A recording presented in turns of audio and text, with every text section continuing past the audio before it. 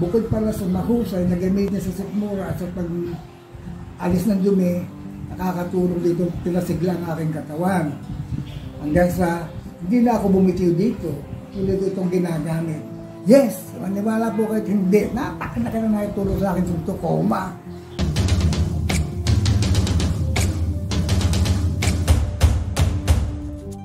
Ako nga pala si Delphine Serrano, 76 na taong gulang, ang presidente ng Barangay de Carma, lungsod ng Cabalagua.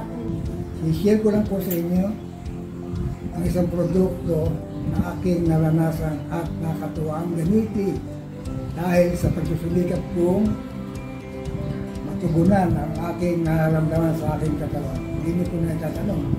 Isa pa akong kusinero na loob ng 5 taon. Pagluluto, minsan naranasan ko na maka-skip ng pagdumi. At yun po ang malaking problema. Hirap na hirap akong bumangon. Kakaisang ko kahit pala ako niluluto.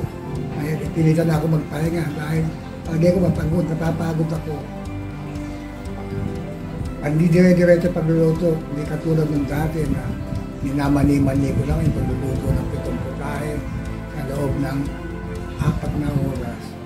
Pero nang gumamit po ako nitong Coma, gumamit ako nitong Coma, nakakaisang linggo pa lang ako ng paggamit.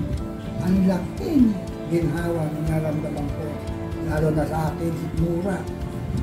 Ang tagal-tagal kong iniinda, dahil kung minsan sumasakit, yung pala, dahil nga sa irregular bowel movement.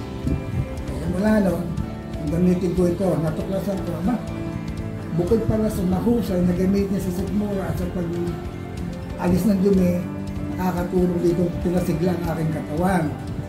Hanggang sa hindi na ako bumitiw dito, tuloy ko itong ginagamit. Mapapayo lamang po sa mga gustong gumamit. Huwag po kayong manghinayang na gumamit nito. At I'm sure, nakakasiguro po ako, hindi kayo magsisisi sa malaking bagay na maitutulong ito sa inyo. Yes, maniwala po kahit hindi, napakalaki na naitulong sa akin sa tukoma. Hindi po kayo magsisisi na ito ay gamitin nyo. At pwede pa rin po ito i-repair sa inyong mga kamag-anak, mga kaibigan at kapamilya.